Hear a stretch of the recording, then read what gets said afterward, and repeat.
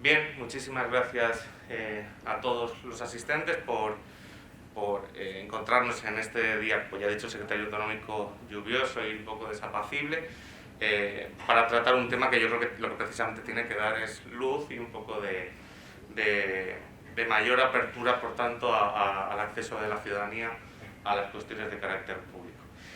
Bien, mi participación en este congreso, por supuesto, agradecer a la Cátedra Pagoda y por extensión a la Consejería de Participación, Transparencia, Cooperación y Calidad Democrática, avalar este tipo de actividades y sobre todo poder plantear un escenario académico, pero no solamente académico, sino desde diversas perspectivas, un análisis de una normativa que, como ya ha comentado la vicedecana, nos afecta de manera directa. El enfoque que yo tengo que darle, como ya hemos mencionado con anterioridad, evitar solapamientos y sobre todo no hablar una y otra vez sobre lo mismo, sino que tratar de aportar cuestiones que puedan dar visiones un poquito más amplias, es la cuestión participativa. Desde el punto de vista participativo, y más en el contexto en el que estamos, no es casualidad que estemos en el Departamento de Derecho Constitucional y Ciencia Política de la Administración. El derecho de participación política tampoco es un derecho nuevo, es un derecho además que ya aparece en el artículo 21 de la Declaración Universal de Derechos Humanos, artículo 25 del Pacto Internacional de Derechos Civiles y Políticos, y a nivel nacional pues ya lo encontramos en el artículo 23 de nuestra Constitución, en tanto que es un derecho fundamental que nos permite participar en la cuestión pública de manera activa o pasiva, es decir, podemos presentarnos a las elecciones, podemos votar a los que se presenten, y aparte pues el artículo 6 de la Constitución también avala vehicular esa participación a través de partidos políticos. Bueno, son cuestiones básicas, generales, en una democracia representativa en la que nos encontramos.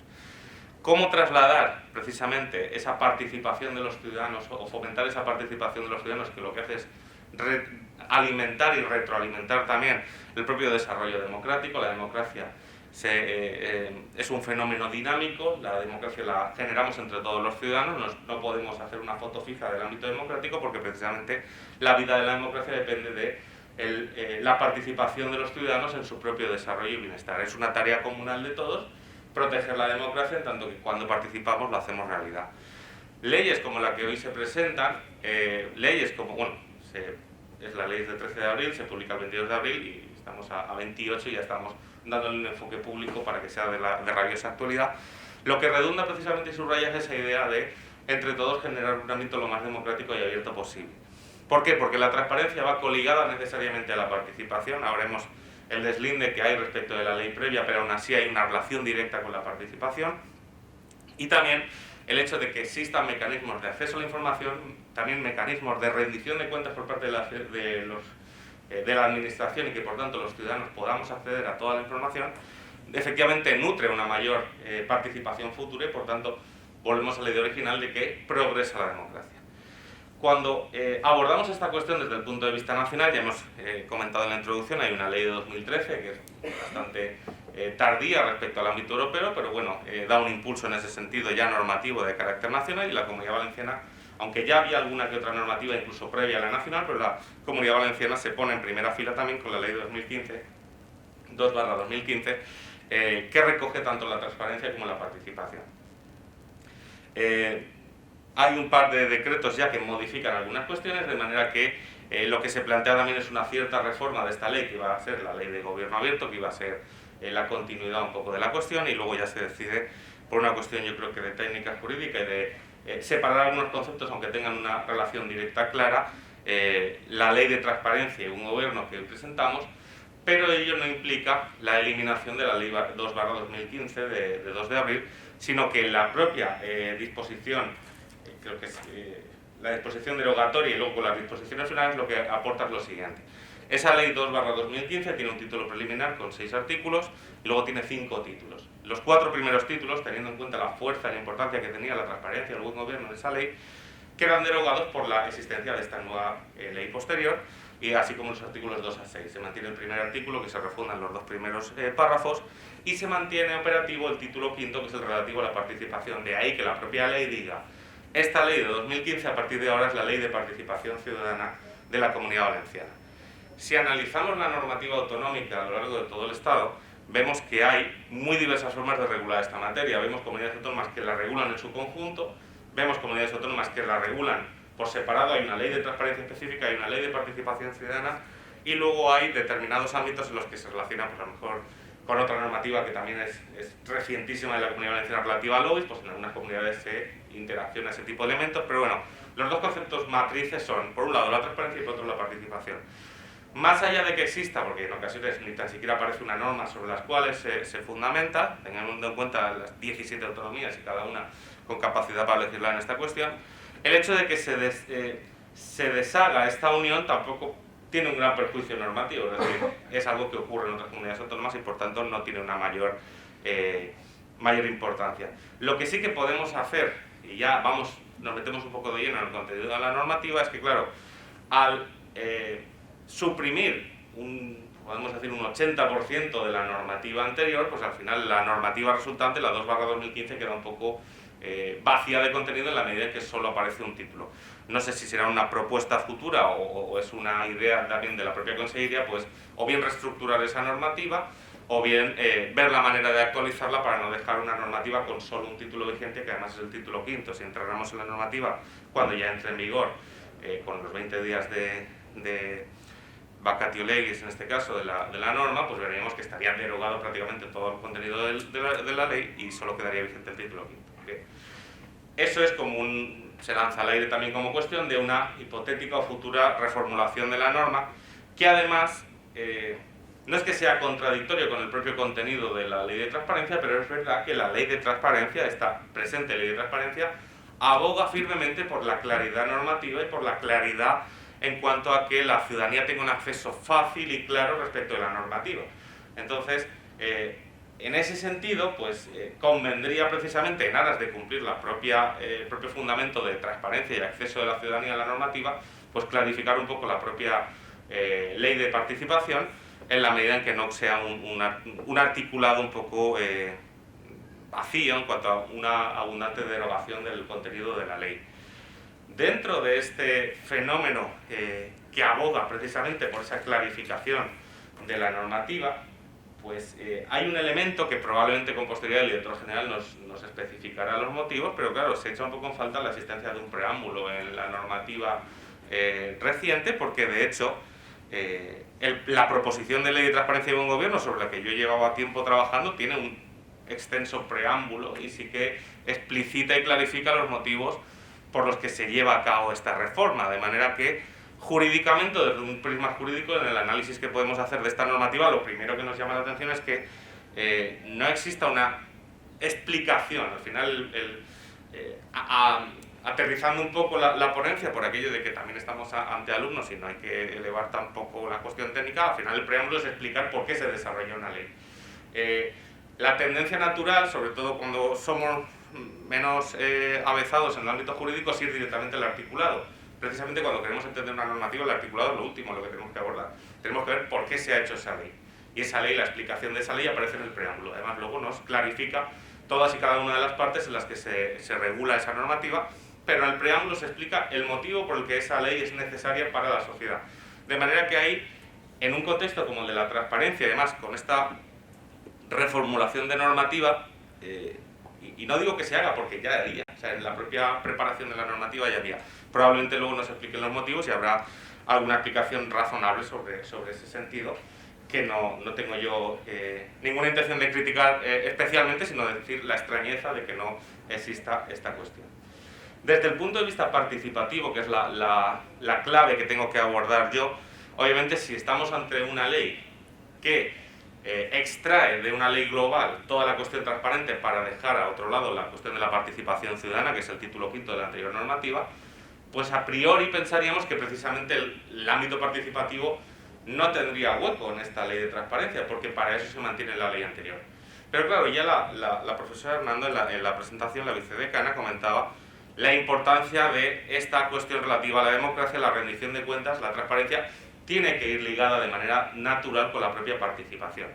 En ese sentido, vemos cómo a lo largo del articulado, ya en el propio artículo 2, con los principios generales, con el que ayer comentaba con la profesora Remedios Santeferri, esa labor instructiva y explicativa que aborda en este caso en el artículo 2 con 17 incisos, realmente sí que ya habla de cómo se relaciona esa participación ciudadana, si me permiten directamente, con el propio gobierno abierto, que es un poco el concepto amplio sobre el que se desarrolla todo este tipo de normativa. Cuando hablamos de gobierno abierto, hablamos de un gobierno transparente y que aplica cuestiones de buen gobierno, es decir, que acerca a la ciudadanía las cuestiones relacionadas con la aplicación de toda administración que se lleve a cabo, y también que haya una amplia participación de los ciudadanos. Eso sería el concepto amplio de gobierno abierto, de manera que ya en el inciso 10º dice, relativo al gobierno abierto, que las administraciones públicas deben promover un marco de relación y diálogo permanentes y bidireccionales con la ciudadanía que garantice la transparencia y la rendición de cuentas de la actividad pública, que es el fundamento básico de esta normativa, y continúa,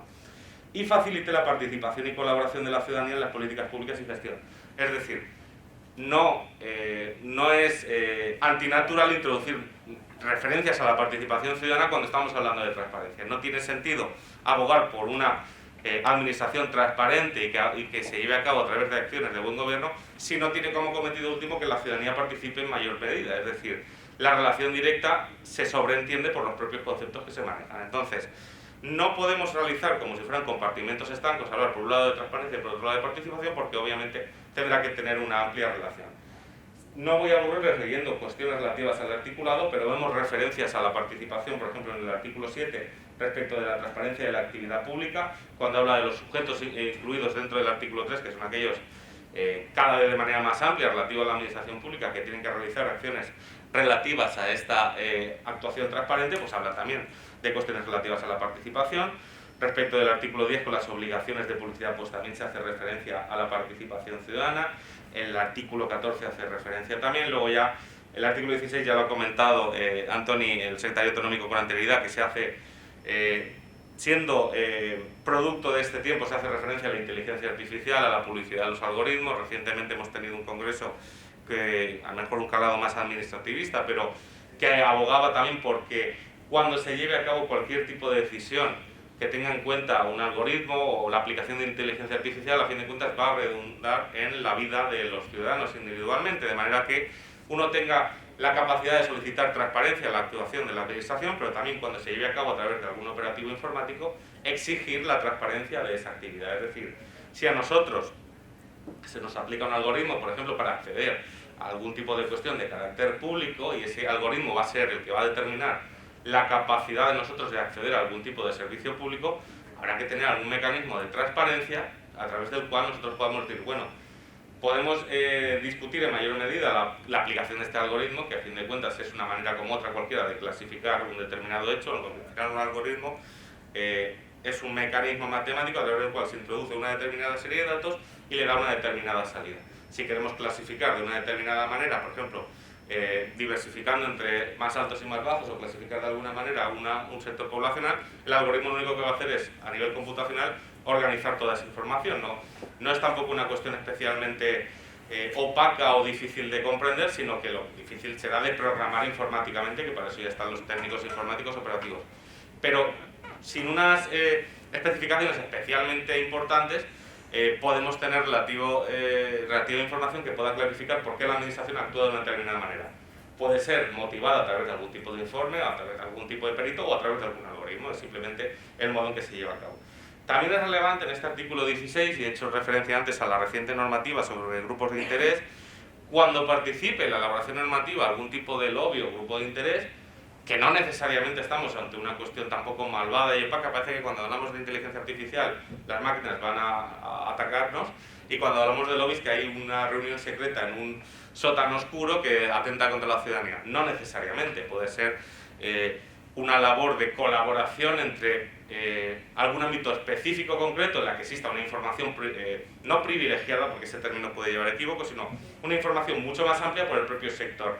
Si quiere realizarse una ley de universidades a nivel autonómico, tendría sentido que la propia Facultad de Derecho participara de alguna manera. ¿Por qué? Porque específicamente la universidad tiene sentido que la Facultad de Derecho participara en esa regulación.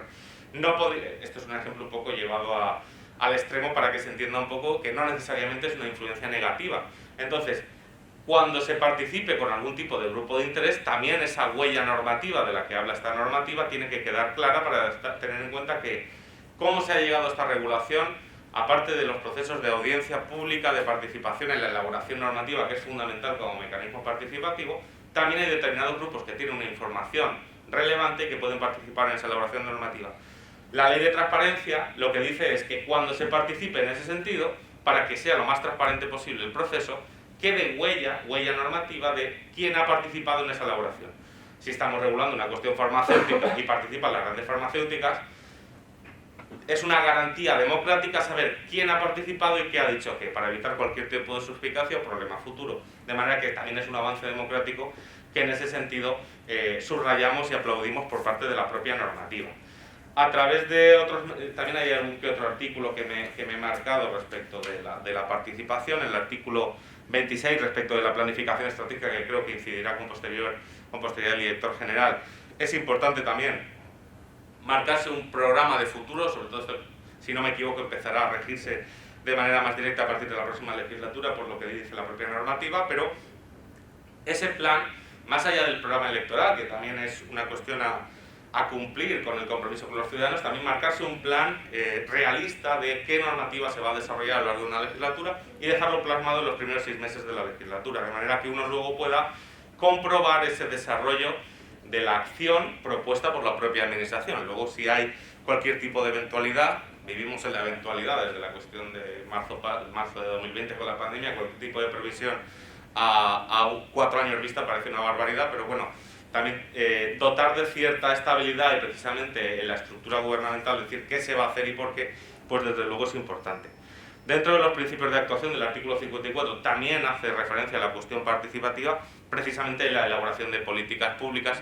Es fundamental que participe la propia ciudadanía, porque la democracia en sí misma lo que implica es el hecho de que somos nosotros mismos los que elegimos la forma en que nos organizamos. No hay un dictador, no hay un sistema antidemocrático que marque aquello que se tiene que hacer, sino que somos los ciudadanos los que nos otorgamos nuestra propia participación, nuestra propia organización, porque participamos en ella. Podemos participar de manera directa, si existiera en este caso una aplicación directa de la participación y una democracia directa. En este caso, los sistemas modernos permiten una democracia representativa. Vamos orientados también a una cuestión en la que tenga una mayor influencia la informática y el desarrollo de la relación directa ciudadano-administración con el uso de las nuevas tecnologías, de manera que haya una relación continuada, que no haya un desapego y que se habla aquello que ya se planteaba Rousseau cuando hablaba de que en la democracia uno participa precisamente en la votación y en el momento que deposita el voto en la urna desaparece ya su compromiso político hasta las siguientes elecciones. Pues bueno, hay que evitar precisamente eso. Yo creo que leyes en este sentido y políticas públicas que se van desarrollando en esta línea van por el lado contrario, pero para que haya efectivamente una participación más directa posible, pero bueno, en fin de cuentas se garantiza también en el ámbito de la transparencia que haya en la elaboración normativa una participación de los ciudadanos. Luego, como criterio, que también el artículo 54 en el segundo apartado habla con amplitud, habla de que el Consejo de las Corporaciones Locales deben impulsar instrumentos para que el órgano de gobierno en conjunto y cada uno de los integrantes de su ámbito puedan, y dentro de esa relación habla de la relación directa con la ciudadanía, es decir, provocar espacios de participación. Desde luego es una, no orden, pero desde luego una intuición clara que se extrae de esta normativa y que tienen que provocar y generar situaciones en las que la ciudadanía efectivamente pueda participar en el desarrollo democrático. La calidad normativa, ya decíamos antes, que precisamente sería un elemento a reseñar porque lo exige del futuro de la normativa, pues sería interesante que hubiera habido un tipo de explicación.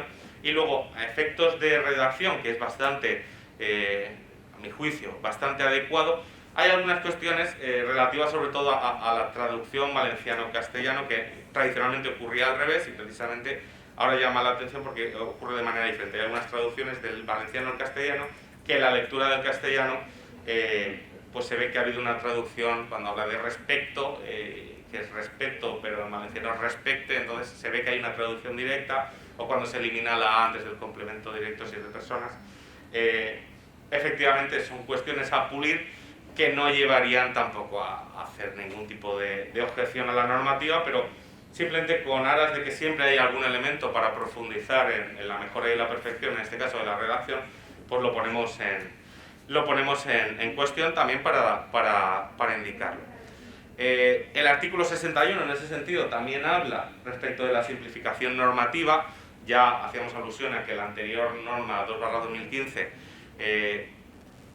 elimina gran parte de su articulado, quizás la simplificación normativa llevaría a una ley un poquito más corta y ya sin tanto articulado derogado, eso lo dejo como propuesta, y sobre todo que todo tipo de actuación en este sentido ya existe un amplio desarrollo del portal de transparencia de la Generalitat. En ese sentido, pues se aboga por un mayor número de actividades o de propuestas que tienen que estar necesariamente al alcance de la ciudadanía. Desde el punto de vista participativo, aparte de la remisión obviamente normativa a la Ley 2/2015 en cuestión participativa, que además ya aboga de manera amplia, desde el punto de vista participativo no hay muchas objeciones a realizar a esta normativa, porque pese a que deslinda la cuestión participativa de la transparencia, sí que mantiene, como ya he planteado y no he querido aburrirles leyendo un diverso articulado, pero en 8 o 10 artículos de la ley efectivamente se hace una alusión directa a que todo aquello que fundamenta esta normativa tiene como objeto generar una mayor participación dentro de la ciudadanía. Si les parece, dejamos turno por si alguien quiere participar realizando algún tipo de preguntas, y así me seguiré estrictamente, que sé que tienen clase a continuación, y si hay cualquier cuestión, por supuesto, quedo a su disposición para atenderlos. Muchísimas gracias.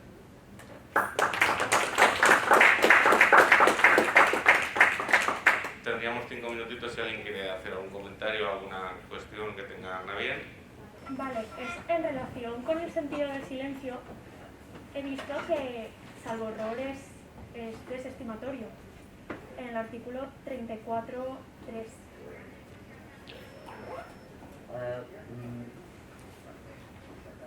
Disculpe, es que algunas no oímos todavía. ¿Le importa? Sí, que salvo error, estoy viendo que se ha cambiado el sentido del silencio. ¿Pero qué silencio? ¿Lo El administrativo? silencio administrativo, sí, de las solicitudes de información pública. Antes era estimatorio y ahora es desestimatorio. Y lo que he visto es que en la tramitación de la ley, el informe de abogacía y demás recomiendan el cambio del silencio a desestimatorio y rechazan tanto alegaciones como la proposición del informe de abogacía, y resulta que es desestimatorio en la publicación, cuando lo rechaza y se quiere mantener estimatorio. Digo, a ver qué Sí, ha pasado ahí. No he analizado en profundidad esa cuestión, pero es verdad que era llamativo respecto de la anterior normativa, que efectivamente tenía el criterio contrario, que no era el extendido y habitual, es decir, que sí que estimaba en ese sentido las resoluciones, lo cual generaba, yo creo que cierto problema en algún sentido por la propia saturación o en algún caso esa solicitud desmedida de acceso a la información, que a veces generaba algún tipo de compromiso para poder dar respuesta lo más amplia posible a este tipo de resoluciones. Interpreto que no se trata de restringir o limitar derechos en ningún caso, sino que protegerse ante determinadas experiencias, yo creo que desarrolladas en estos años. Yo lo interpreto en ese sentido, porque es verdad que llamaba la atención la consideración opuesta un poco al resto de normativa, que se entendía como una apuesta más profunda respecto de responder en todo caso, que fuera admitida si no se contestaba, pero que probablemente, y aquí no me quiero pillar los dedos porque el director general probablemente pueda dar una respuesta muchísimo más acertada, creo que va en la línea de tratar de evitar ciertos abusos en cuanto a la solicitud de información. Muchas veces pienso yo que puede ir en esta línea. José Ignacio seguro que tiene una visión diferente. Sí, més bé és el contrari. Bueno, abans de que hi ha hagut sentències i demés, i va en contra en 2018 se cargaron una normativa autonómica de Aragón. Claro, o sea, ha hagut sentències i demés que van en contra de lo que és la... no és un dret fonamental, en fi, hi ha tot un... Però la qüestió és al revés, és a dir, és per protegir el ciutadà. Perquè si tu demanes una informació, no te la donen i se considera estimada, posa't a pleitear, però tu no tens la informació. Sí, lo sé. No, vull dir que el tema no és perquè s'abuse, sinó perquè a vegades s'abusa l'administració, diu, no te conteste per mala praxi, perquè no te dona temps, perquè el que sigui, i entonces diu, i el ciutadà diu, he sol·licitat una informació, no m'han contestat i me diuen que estimen que sí. Vale, però la informació que jo he sol·licitat, vés-te'n o al Consell de Transparència, quan ha passat el mes que no t'han contestat, o vés-te'n al Consell, o vés-te'n a... Però a més, inclús, com vas a protestar? Dius, no, és que sí que m'han estimat que me la tenen que donar. Entonces, era un bucle que ¿No tendrías que ir perjudicava al por la vía ciutadà. de la inactividad del 29 de la Ley de Jurisdicción Contenciosa Administrativa? Com? Si no tendrías que ir por Claro. la vía de la inactividad, esperar más plazos, esperar... Clar, però Bueno, nosotros se complica molt més una cosa que justament la llei lo que va és a simplificar, dona la possibilitat de simplificar el No, procés. estoy de acuerdo. Así que, nada, era eso. Como he dicho acertadamente, alguien iba a responder mucho mejor que yo, efectivamente no sé No, lo que qué lo ha me hecho. llama la atención es que se desestimaban las alegaciones por esta propuesta, tanto del informe de abogacía como de alegaciones, me imagino que de la consulta pública, y que luego en la publicación pues sí que se acepta, visto lo visto. Entonces era un poco por eso. Y como no tiene exposición de motivos, yo quería ver un poco el porqué del cambio de silencio. Y nada, era... Yo la hipótesis que lanzaba era un poco de que cuando se plantea este tipo de acceso a información no es desafortunadamente quizás no está tan extendido, sino que al final acaba desde el mundo asociativo, desde luego sí que tienen una incidencia y piden más información, insisten más, pero no es un derecho excesivamente extendido, no hay un acceso generalizado a la información y muchas veces se repite la información. Yo lo veía como una interpretación un poco de esa posición positiva de la Comunidad Valenciana de decir, no, vamos a proporcionar información, si no nos da tiempo, se estima activa de como se repetía muchas veces los solicitantes, pues lo interpreté así, pero equivocadamente, pues ya José Ignacio me ha corregido, afortunadamente estaba aquí. Bueno, muchísimas gracias por la pregunta y por el interés. Y gracias a ustedes por la atención.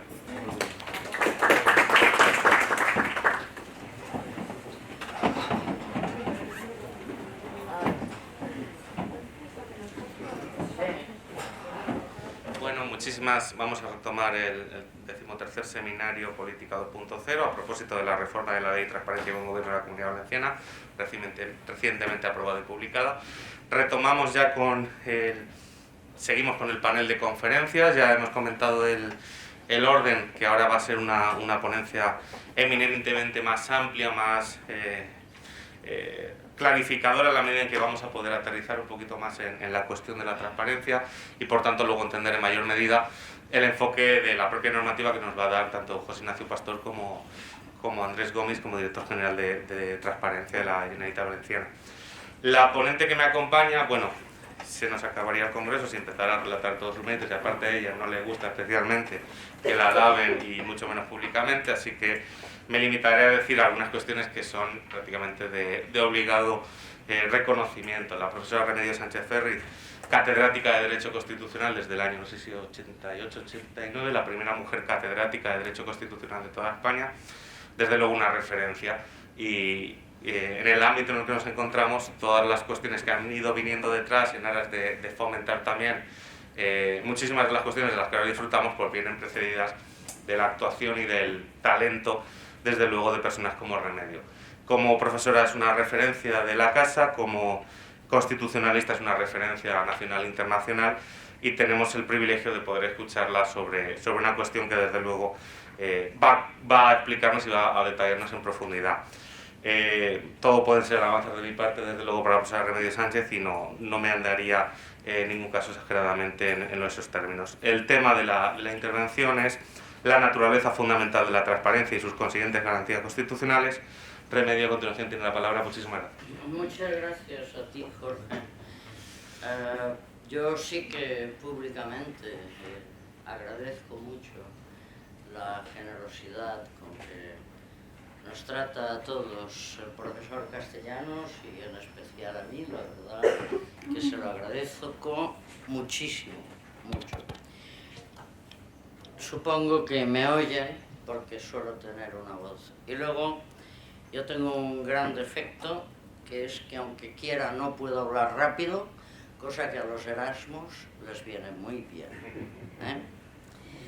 Bien, pues yo voy a trazar el marco normativo.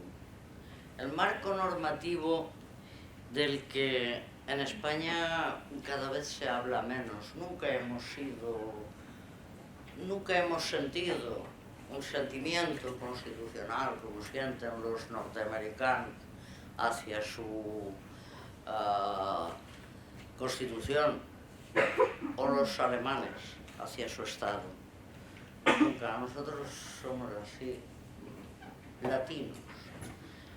Y yo por eso quiero esta jornada y las que pudieran venir sobre el tema, yo quisiera recordar entre tantas leyes largas, difusas, profusas, esta no confusa, hay muchas confusas, pero esta no, esta es una buena ley, muy bien escrita.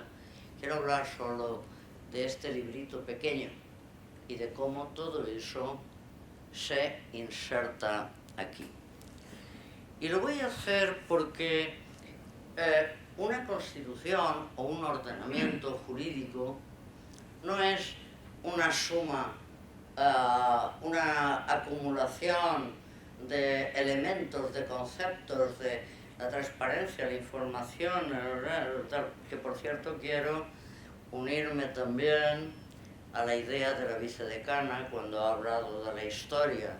Efectivamente, yo de tantos, entre ellos Gracián, que podría mencionar aquí como consejos de príncipes, consejos al príncipe cristiano, no puedo dejar de mencionar, y menos en presencia de quien ha sido nuestro querido director tanto tiempo, a el consejo y consejeros de príncipes de nuestro Fadrique Furio Ceriol.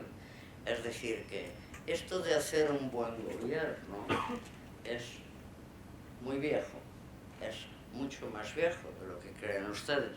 Y por cierto que la transparencia también.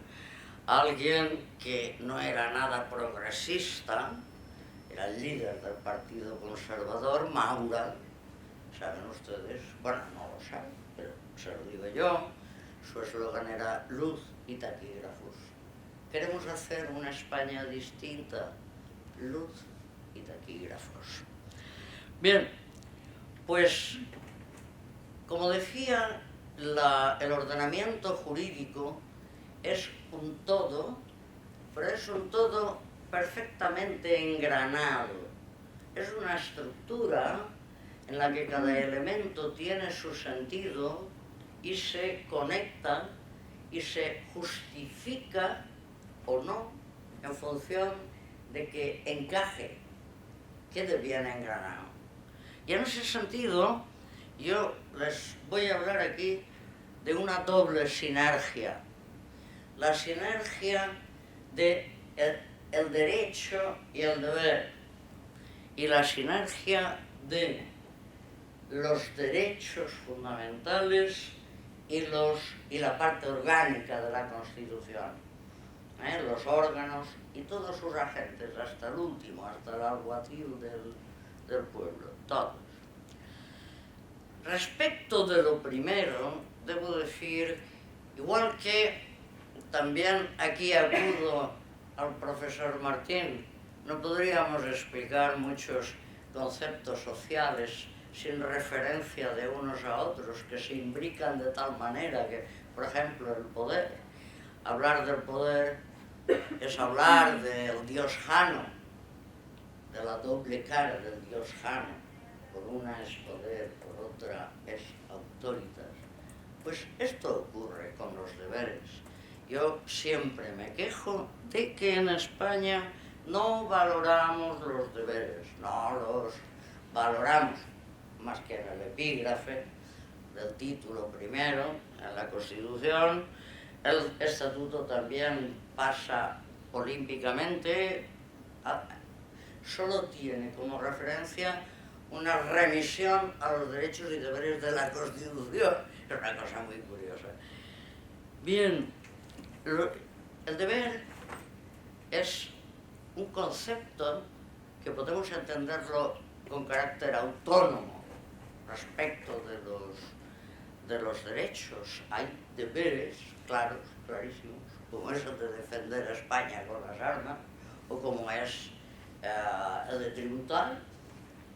Luego hay otros derechos que son a la vez derecho-deber, como es el caso del trabajo, y hay un sentido de deber en esa idea de la doble cara del dios Jano. Todo derecho comporta deber. Pero ojo, no solo deber para todos los demás que deben respetar, deber también para el titular del derecho, el de usarlo debidamente. Antes se ha hecho referencia aquí, por la intervención de la señorita, a si hay abuso o no. Esta era la primera sinergia a que me quería referir, y la segunda es a la relación que mantienen las dos grandes partes de toda Constitución. Saben ustedes que el artículo 16 de la Declaración Francesa, en honor a los franceses, dice: todo Estado que no tiene sus derechos garantizados, los derechos de los ciudadanos garantizados, y sus poderes divididos, no tiene Constitución.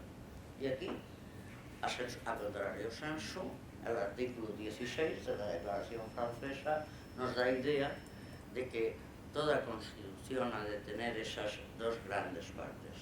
Pues bien, ahora en honor a las alemanas, debo hablar un poquito de Carl Schmitt.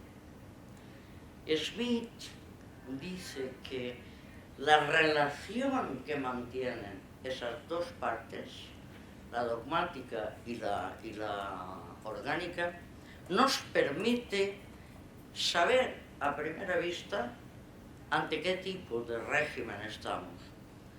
Si los derechos, la parte dogmática, predomina sobre los órganos, estamos ante una democracia indiscutiblemente, y si son los órganos los que disponen de los derechos o pasan o miran de lado, entonces estamos ante un sistema autocrático o tendencialmente autocrático, y todo el que entre en esa vía generalmente acaba siendo decididamente autocrático. Por tanto, vistos estas dos grandes sinergias, la del derecho de ver por una parte y la de las partes de la Constitución, es cuando ya puedo situar perfectamente lo que es o cómo podemos insertar en nuestro ordenamiento jurídico la idea de transparencia. Si ustedes miran la literatura jurídica, de transparencia se habla como muy a menudo el derecho de acceso a la información pública, el derecho a la documentación, etcétera, etcétera, como derechos.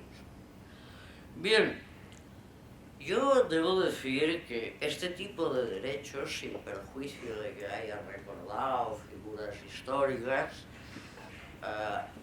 tomando el hilo que nos había ofrecido la profesora Hernando,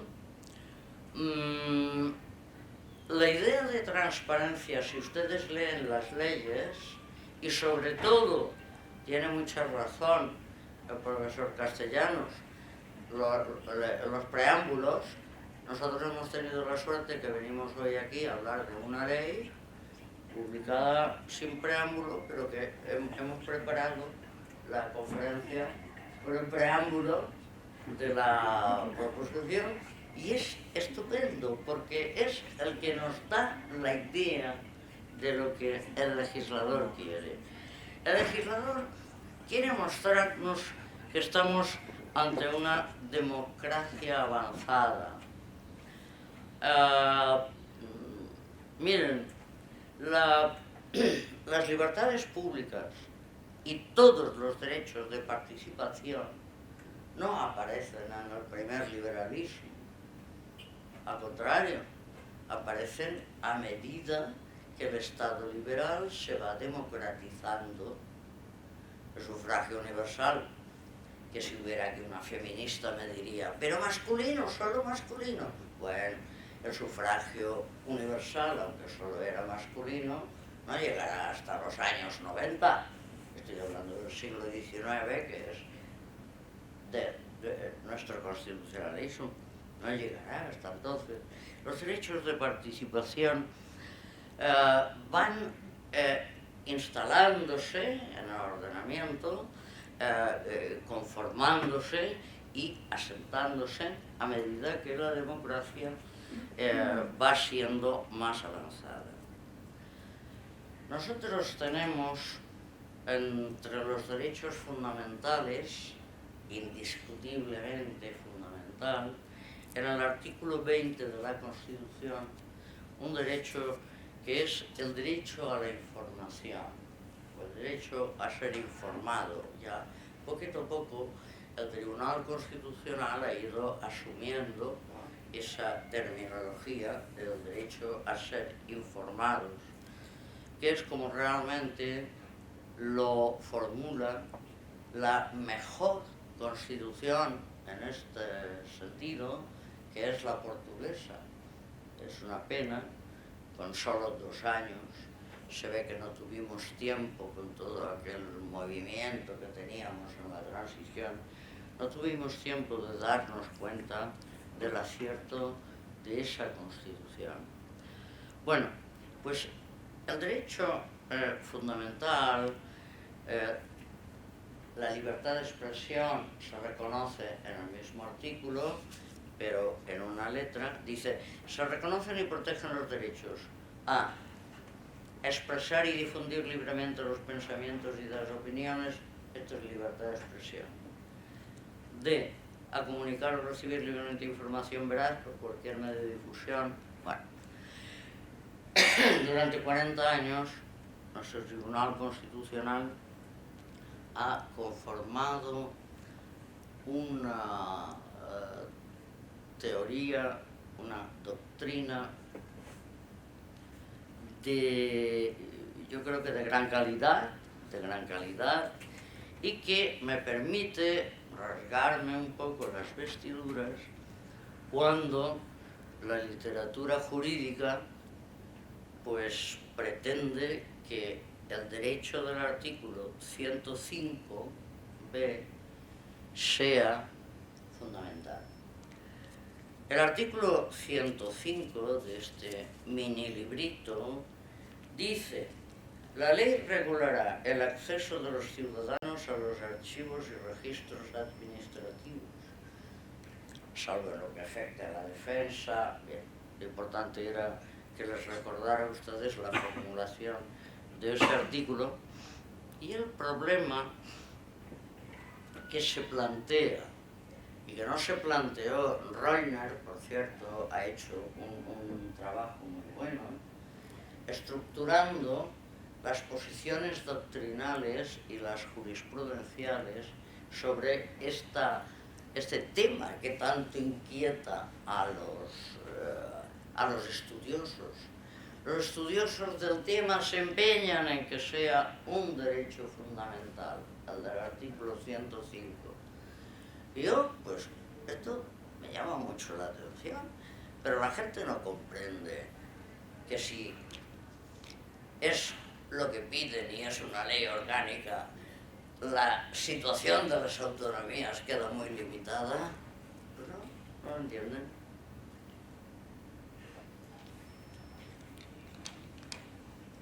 Sí que es un derecho fundamental el del artículo 20 que les he leído, derecho a la información, mientras que el artículo 105 sería un derecho constitucional.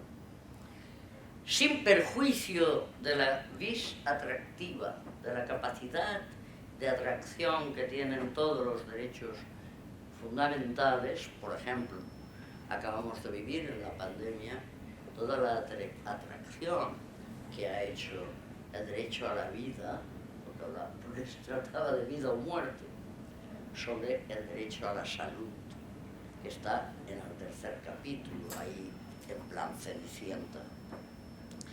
El derecho a la información es un derecho fundamental, indudablemente, pero es más, es un presupuesto de toda posible participación democrática. El profesor Castellanos insiste mucho en la importancia de la educación y de estar formados para poder actuar democráticamente, para poder participar, diríamos que como Dios manda, si no lo manda Dios es igual. Pues bien, lo que sí que ha tenido el derecho a la información, por ser tan fundamental, es una serie de aplicaciones en todas las ramas jurídicas. Y les voy a poner un ejemplo, ejemplos que todos ustedes conocen y que son muy simples. Por ejemplo, en el derecho sanitario. Yo he estado 20 años en el Tribunal Superior de Justicia, he puesto un montón de sentencias. Los jueces ponen un montón de sentencias cuando no se había tomado la preocupación del consentimiento informado. Hoy acaba de entrar un gran amigo y compañero que entiende mucho de la responsabilidad civil. Pues hoy ningún médico haría nada sin previo consentimiento informado. A veces se pasan. Y por la manera en que acabaré mi intervención, quiero decir, no sé si ahora los enfermos estamos más informados que antes. Lo que sí que sé es que no hay ningún médico que haga nada sin nuestra firma previa, aunque no hayamos entendido nada de lo que diseña. Eso es una realidad.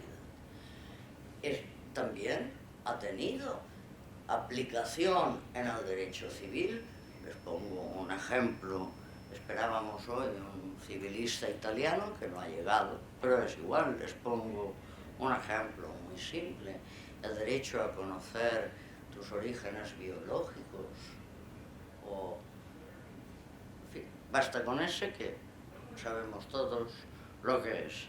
En el derecho mercantil, el derecho de todo accionista de una sociedad anónima a recabar información y a estar informado, pues claro que sí.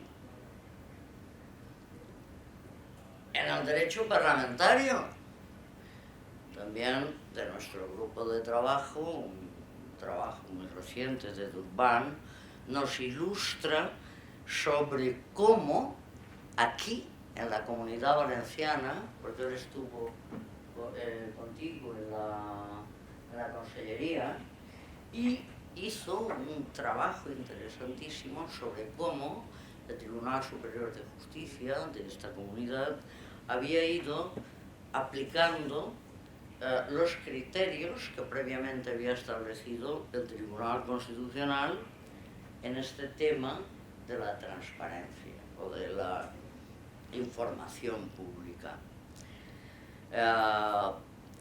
Referido a los parlamentarios, referido ni siquiera a los parlamentarios, al representante popular, porque también en la administración local hay este deber de transparencia y de dar la mayor información posible. Y por último, en el derecho administrativo. Yo creo que, y esto no es nada malo, porque no, es una rama del derecho público, como la nuestra, no es nada malo que estudiemos cuestiones de derecho administrativo. Y es ahí donde vuelvo a retomar el planteamiento que la doctrina discute tanto, y es el debate sobre la fundamentalidad de la transparencia. El derecho de acceso a archivos y documentos es un derecho fundamental o no. Y bueno, pues ahí yo quiero citar aquí porque, en fin, le pone mucho empeño y lo estructura muy bien al profesor Cotino y a tantos otros. Pero, quiero decir que yo con carácter general he sostenido siempre que los derechos fundamentales no pueden fagocitar el ordenamiento jurídico.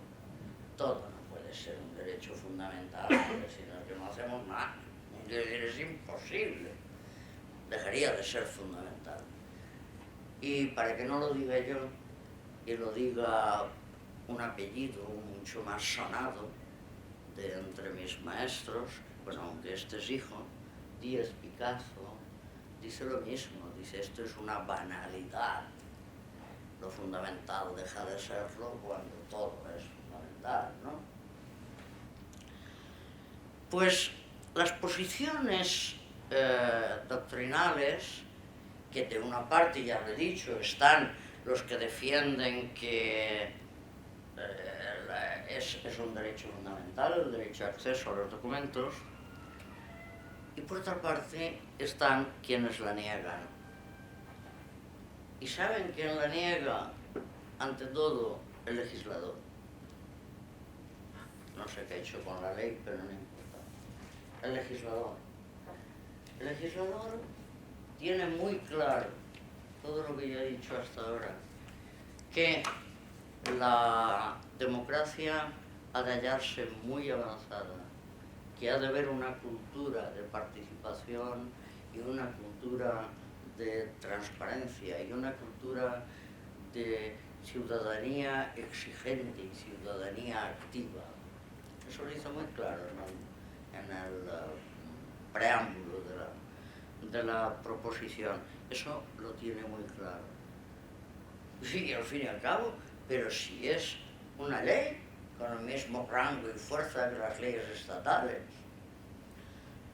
Ojo, la ley estatal del 13, de la 9, la ley estatal, por supuesto, aquí la asumen en algunos aspectos como ley básica, pero en cualquier caso no es un derecho fundamental y gracias a ello da mucha mayor libertad a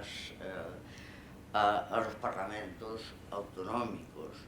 Y si estamos hablando de proximidad, de publicidad y de transparencia, pues no veo yo que eso sea un problema, sino todo lo contrario. Pero hay quienes afirman que es un derecho fundamental. Y a mí eso no me sabe mal, porque si yo he estado toda la vida trabajando, estaba en el régimen anterior y pasó la censura, mi tesina, con el título El derecho a la información. Vivía Franco y, como digo, pasé la censura. Pues si lo he afirmado entonces, imagínense si no lo voy a afirmar ahora. Lo que pasa es que ni el legislador ni la doctrina enganchan como deberían este artículo 105, letra B, referido a la administración, lo he dicho bien, no lo enganchan con el artículo 20, sino que hacen algo que a mí me preocupa. Me preocupa porque, la verdad, yo cuando salí no sabía nada. No sabía nada. Pero mis maestros, o sea, mis profesores, nos habían estructurado la cabeza de tal manera que a medida que salían los problemas sabíamos dónde colocarlos. ¿A que sí, Pilar? Eso era algo increíble. Bueno, pues les voy a decir la doctrina, la mejor doctrina, qué es lo que hace. Hay un artículo en nuestra Constitución, que es el 10.2, que dice, tiene mucha gracia, porque el 10.2 se introdujo para salvar la libertad de enseñanza. En un determinado momento de la ponencia constitucional se levanta un grupo parlamentario y dice: no hay constitución, se acabó, de broma. Hombre, no, tal, venga, volver. Y se añadió este segundo párrafo. Las normas relativas a los derechos fundamentales y a las libertades que la Constitución reconoce se interpretarán de conformidad con la Declaración Universal de los Derechos Humanos y los tratados. Vale, bien. Este es un precepto que ya digo que se incluyó por la libertad de enseñanza que luego ha sido la menos respetada, es decir, que ese tique que se buscó no ha funcionado para nada. Y tiene un valor interpretativo. Este precepto tiene un valor interpretativo. No está siquiera en la sección primera del capítulo segundo. Es un valor interpretativo. Pues bueno, ¿qué hace la mejor doctrina? Se va aquí y dice, pues ya está claro, según lo que dice la Declaración Universal de Derechos Humanos y el Convenio Europeo, nosotros tenemos aquí la libertad, la transparencia como derecho fundamental.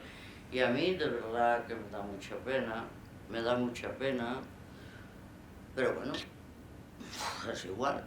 Si le han dado el título, pues debo suponer que es que algo de derecho sabía. Vamos a ver.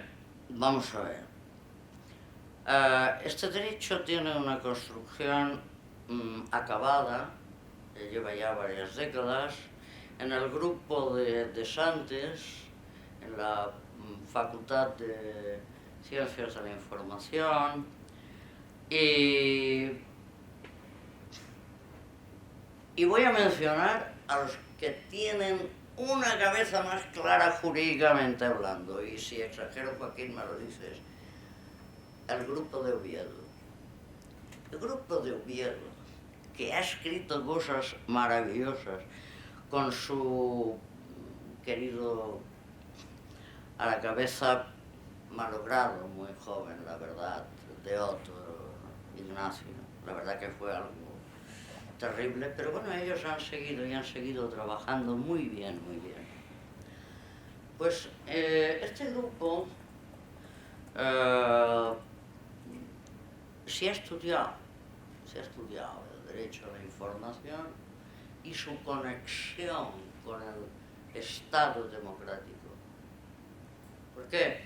Porque el derecho a la información es el fundamento, es la base, es el cimiento que da lugar a la participación propia del Estado democrático. Bueno, pues yo les quiero decir que la construcción internacional me parece un mal enfoque. Debo decir que, por cierto, la proposición de ley la citaba, porque seguramente pues han cogido a alguno de estos autores y han dicho, pues nada, esto está muy bien porque suena muy bien. Porque la Declaración Universal suena muy bien. Pero la Declaración Universal es del 48, el Convenio de Roma es del 50. Yo antes, cuando quería a los alumnos, a los más jóvenes, explicarles en qué momento aparecen estos grandes documentos, les ponía el ejemplo, les decía, ¿han visto ustedes El pianista? Es una película extraordinaria. ¿Han visto El pianista?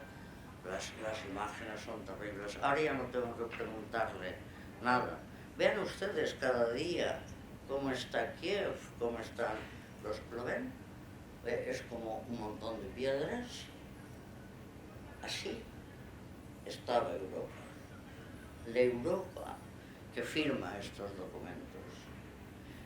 Y claro, hoy, después de tantísimo que hemos andado, desarrollado, explicado, clarificado por parte de los mejores tribunales constitucionales, resulta que estamos ahí aún.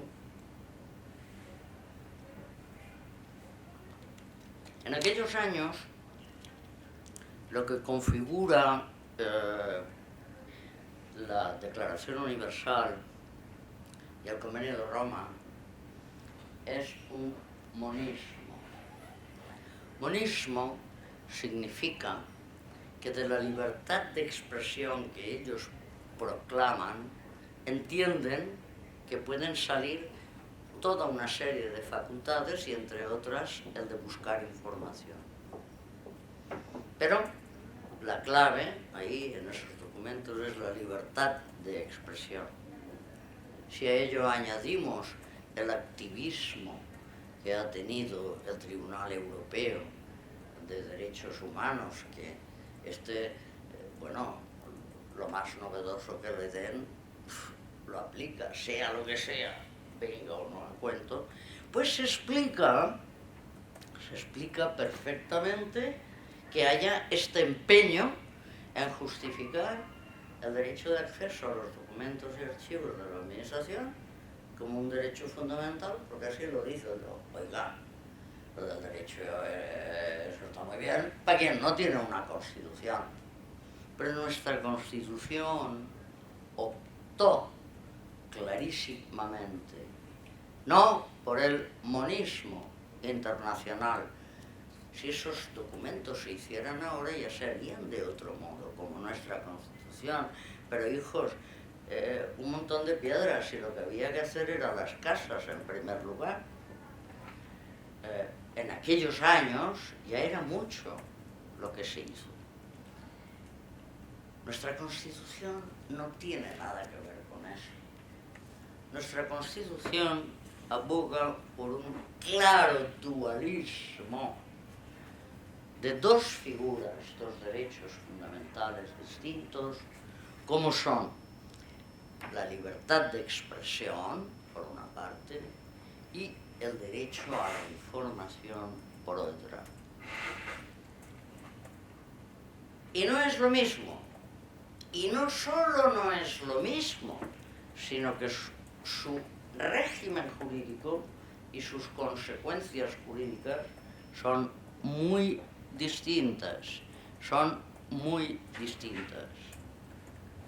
Visto así, miren, el Tribunal Constitucional lo ha dicho hasta la saciedad, y comienza, si quieren tener una sentencia de referencia, la primera de ellas es el conocido como caso Crespo, que nos va muy bien aquí a esto de la administración que tanto nos preocupa.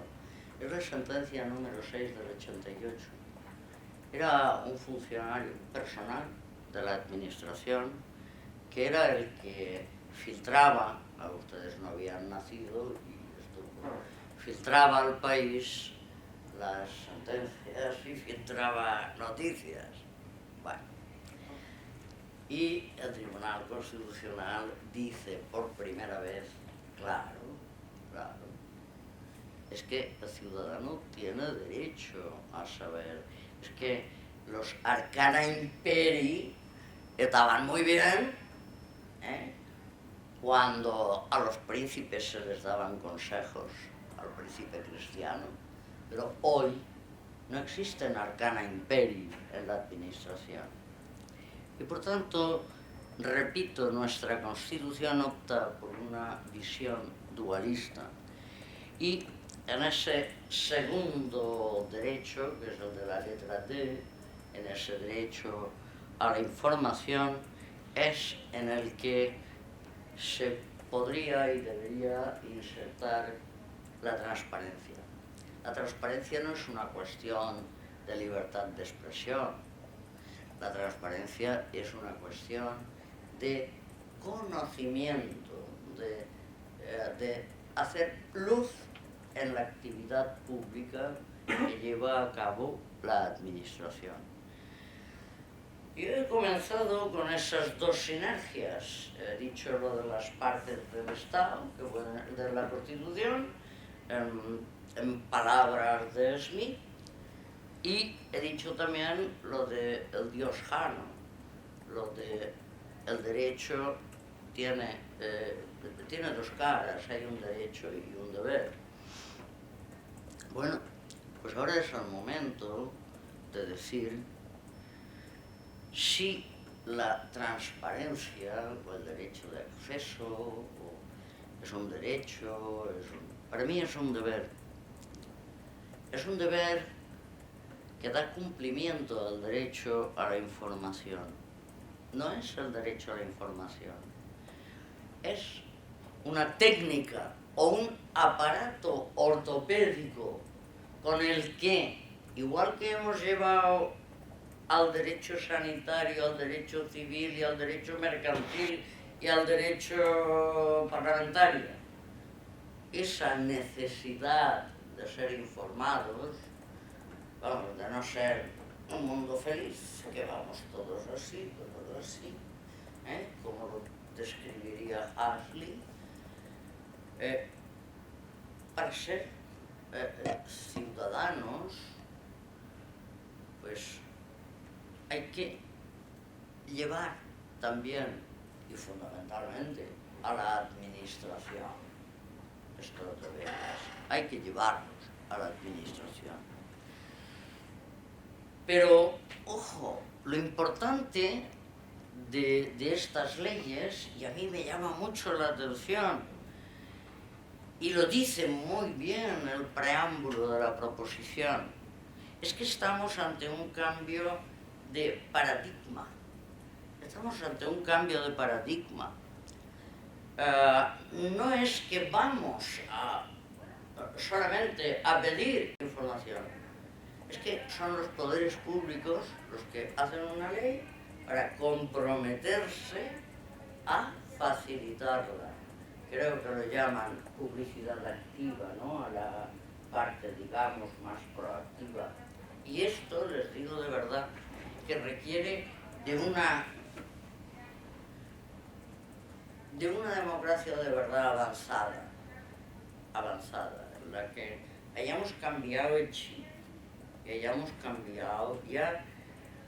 Miren, para Jelinek, las alemanas saben que el principio de unidad, el principio monárquico, ya sé que es una república federal, y que se le impusieron los aliados, todo eso ya lo sé, pero es igual.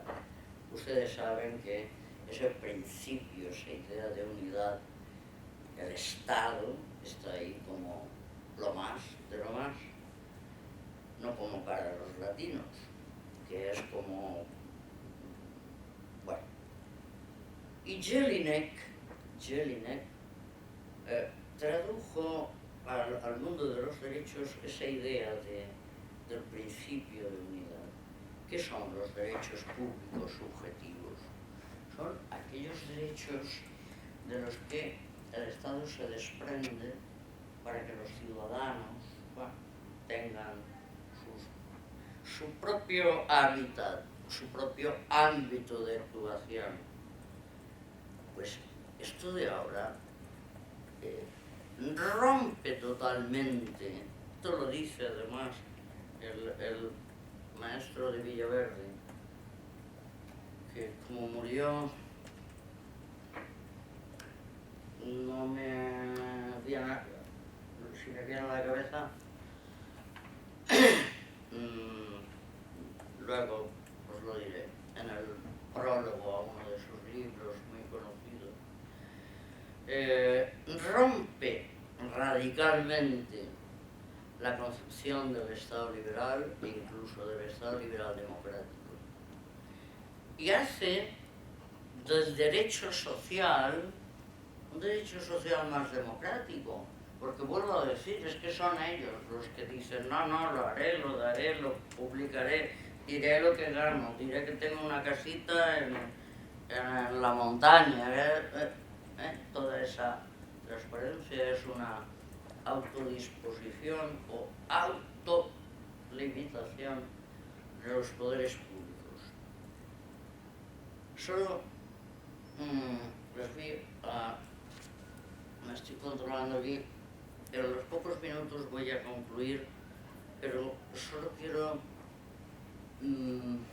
porque creo que es muy bueno que pensemos y que hagamos de abogado del diablo, que la información es poder. Eso es más viejo que la tos. Sobre todo los politólogos lo saben bien, de la doctrina norteamericana a partir en la segunda mitad del siglo XX. Pero que la información esté en manos del poder queramos o no lo está, no vamos a callarnos aquí. Pero existe algún riesgo, hay que estar vigilantes. Yo les puedo prometer a ustedes el oro, el moro y la Vall d'Andorra, pero ojo, tienen que estar atentos, son ciudadanos activos, ciudadanos activos. Bien, para concluir, estamos ante dos situaciones, dos derechos que son distintos, aunque uno deriva de otro, nos guste o no. Y aunque el legislador no lo diga, y aunque el legislador se empeñe en que todo esto viene de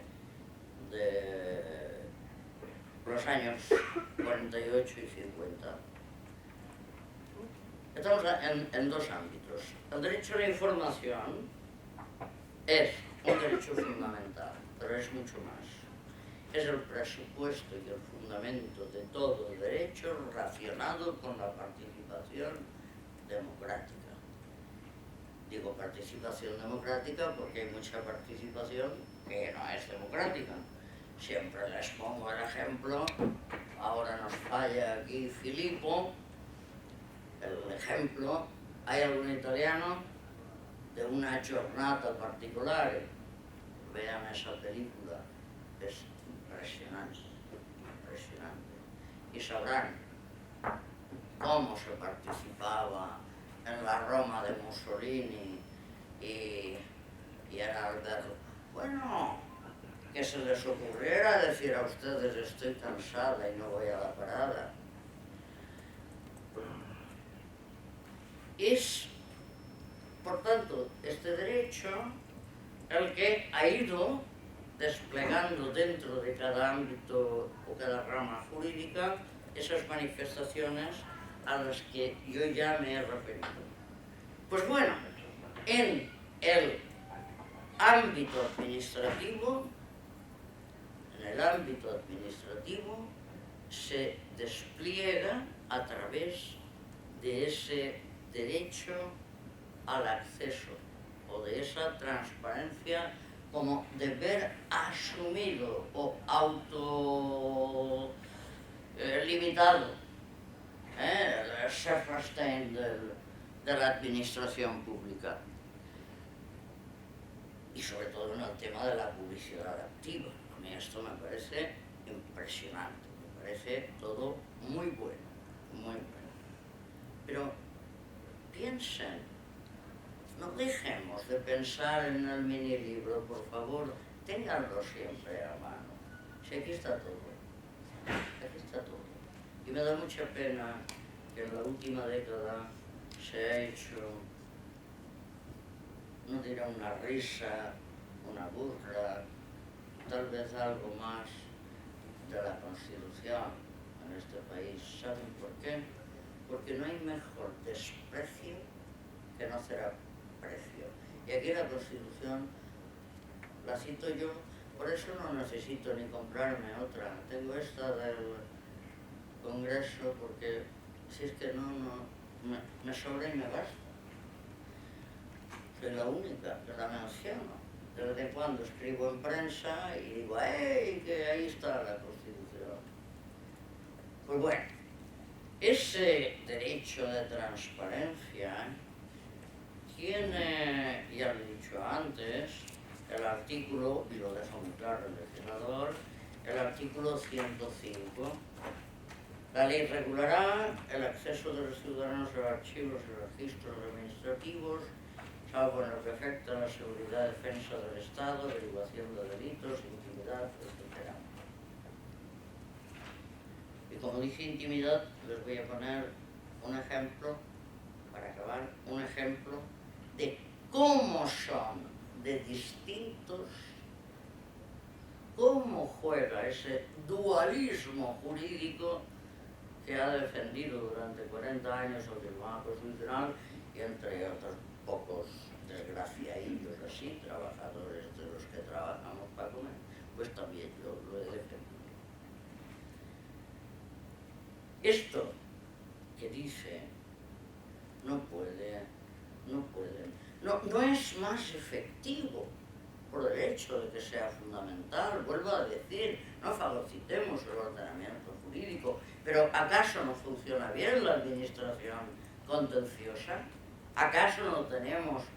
Pero si el juez de los derechos no son el Tribunal Constitucional, el juez de los derechos es el juez y los tribunales. Pero si cuando llego al Tribunal Constitucional ya me he muerto, o estoy ya, que no me entero de ya con el Alzheimer, pero seamos razonables. En realidad esto no va más allá, y no necesita ir más allá, porque es lo que tenía que hacer, de la aplicación de dos artículos antes, el 103.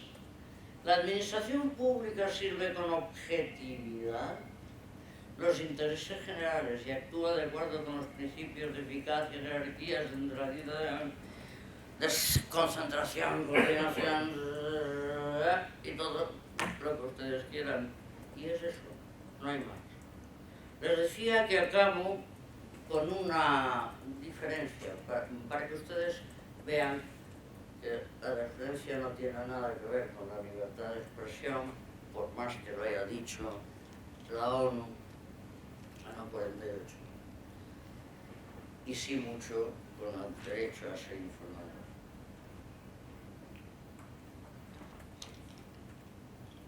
El derecho a la información significa derecho a una información veraz y completa.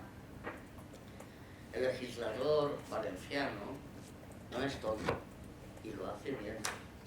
Y lo hace bien, muy bien, porque sabe que si no es así con esas condiciones, ¿para qué queremos esa información? Por lo tanto, lo hace muy bien. Pero dice aquí el artículo 105 que, bueno, pues hay límites, la intimidad, y enseguida saltan todos los estudiosos de los datos. Lo de los datos también es otra... también merece un repaso constitucional. También estaría bien que pensar en este límite. Bueno, yo con la libertad de expresión puedo dar datos sobre la intimidad ajena y entonces la libertad no me cubre hasta ahí en absoluto, como no cubre el insulto. Pero en el derecho a la información, como quiera que ha de ser objetiva y veraz, yo no puedo tocar la intimidad de ninguna de las maneras, porque la información es la que tiene relevancia pública, es objetiva, es completa y es veraz. ¿Para qué preocuparse de tanto dato y tanta cosa? ¿Desde cuándo los datos personales son información de relevancia pública? Bueno, pues, en fin, no sé. De hecho, yo siempre he afirmado que nunca pueden entrar en colisión el derecho a la información y la intimidad. ¿Por qué? Pues la única manera que hay de salvar la información es demostrar la veracidad. Esto es lo que procesalmente se llama exceptio veritatis. Ustedes dicen una cosa, yo digo, pero esto es una ofensa, una calumnia, yo te mando. Y ustedes plantean un exceptio veritatis y demuestran que es verdad. Ah, pues estupendo, pues yo me callo, tienen toda la razón. Pero el exceptio veritatis no se puede utilizar con cuestiones personales ni datos, y mucho menos la intimidad. ¿Por qué? Pues porque esa sería la principal prueba de tu culpabilidad. No sé si esto último lo han entendido, pero tampoco quiero cansarles más. Pueden preguntar a partir de ahora lo que quieran, porque no quería, creo que me he excedido 3 minutos y muchas gracias a todos por su atención.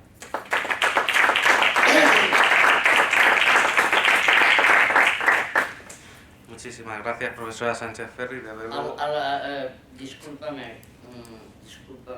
Sí. Al ver 34, le digo, me he pasado.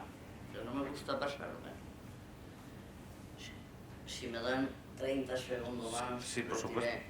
He hablado mucho de teoría, creo haber dicho hasta dónde llega la Constitución y hasta dónde no.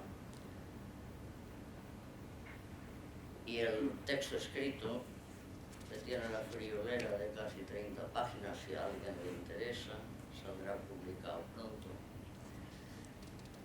Dice, acaba así, hasta aquí la teoría, pero acabo con una alusión a la impenitente realidad. Y la alusión es nuestra consabida, tan traída, llevada y sufrida pandemia. En la pandemia, muchas leyes, pero la transparencia ha brillado por su ausencia, hasta tal punto que hay ciudadanos y ciudadanas españolas que han muerto sin ni siquiera llegar a ser un número, porque no sabemos los números, nada más. Muchas gracias. Muchas gracias, profesora Sánchez Ferri. Nos hemos pasado un poquito de tiempo. Si hubiera ahora alguna cuestión la comentamos. Yo, mientras alguien, si rompe el hielo, pues hago una breve reflexión. Desde luego siempre es un placer escucharle y yo creo que el objeto siempre de la universidad es pensar, o a incitar a pensar, y desde luego usted cada vez que interviene, tengo el gusto de estar en alguna mesa con usted, pues siempre hace reflexionar y pensar. Me aludían a alguna cuestión sobre la relación de educación, participación. Yo creo que también lo podemos relacionar con esta ley porque cuando hablamos de educación en la participación no hablamos de que alguien tenga muchos títulos universitarios ni que tenga una mayor formación, sino que tenga un interés precisamente en informarse sobre aquello que pasa para que luego pueda participar con efectividad. Creo que el objeto de esta ley de transparencia de la Comunidad Valenciana es precisamente favorecer esa capacidad de que el ciudadano pueda acceder a la información, pueda rendir cuentas a la administración y por tanto se va cumpliendo también esa participación ciudadana que yo acuño responsable, que va más allá de la opinión de barra de bar, sino una opinión fundada, no necesariamente en el currículum académico de la persona, que en el ámbito ciudadano es insignificante, al menos no determina una decisión más correcta, no estamos ante un ámbito en el que deban privilegiarse en ese caso a nadie, sino que precisamente tenga acceso a la información y esta ley creo que tiene ese cometido y lo refrenda. Ha introducido muchos temas para pensar, yo creo que ha sido muy ilustrativa en los temas que ha planteado, incluso la cuestión esta de si uno determina con la veracidad al 100% de lo que ha ocurrido, poco hay que discutir judicialmente porque ya se incrimina de lo que usted te planteaba.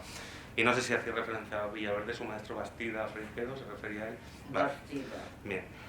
No, ¿sabes qué pasa? Al haber muerto Varela, yo los veía siempre, los dos juntos eran de edad parecida. Bueno, lo único que cambiaba es que uno de ellos es idéntico a un Dangarín en la cara, no en otras cosas. Sí, gracias, muchas gracias. Pues siempre es un placer escucharla, no sé si alguien quiere hacer algún comentario, alguna aportación. Creo que esta charla tenía más sentido con anterioridad a la mía para introducir, pero bueno, por motivos de no entorpecer, por supuesto, la intervención de la profesora Sánchez Ferri, pues me adelanté yo simplemente para introducir cuestiones genéricas relativas a la transparencia y la participación, y ahora el director general Andrés Gomis, que me consta y siempre lo digo públicamente porque creo que es de justicia y lo sé de primera mano, abandera junto con otros compañeros, antes estaba el secretario autonómico, una labor yo creo que digna de alabar. Me consta de primera mano que se trabaja mucho y bien en esa consellería, en esa dirección general, tanto transparencia como participación, y el fruto es lo que estamos viendo, son normativas, tratan siempre de ir un paso por delante y adelantarse, y se ve refrendado en los recientes rankings en los que la Comunidad Valenciana ha progresado notablemente. La charla de la profesora Sánchez Ferri nos introduce para repensar y reflexionar sobre la transparencia. y podemos aterrizar, yo creo que ahora con mejores condiciones en el desarrollo y en las explicaciones que el señor Gómez va a hacer alrededor de su charla.